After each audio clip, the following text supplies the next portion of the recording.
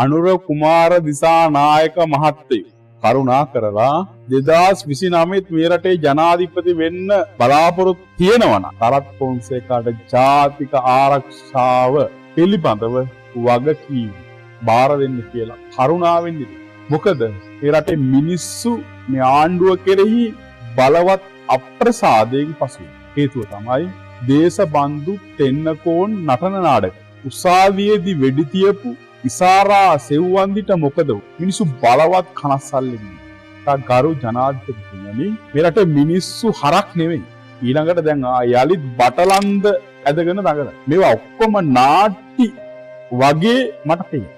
මහින්ද රාජපක්ෂගේ ගෙදරින් යවනවා කිව්වට මහින්ද රාජපක්ෂව ඒ ගෙට වෙච්ච දෙයක්.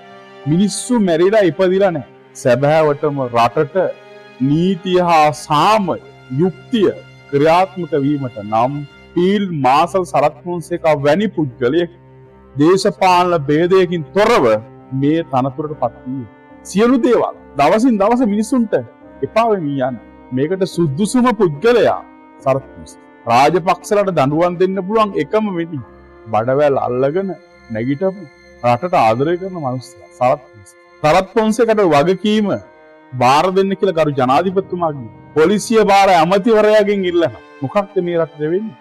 දවසින් දවස දැන් මාලිමාවට උදව් කරපු අය කලකිරීමට පත් වෙලා බැහැලා මේ වෙනුවෙන් මරාගත්ත අය කලකිරීමට පත් වෙලා රටට ආදරේ බව පේනවා. නමුත් කොන්ද පන මදි ගතිය පේනවා. ඔබතුමා වරකම් කරලා නැහැ.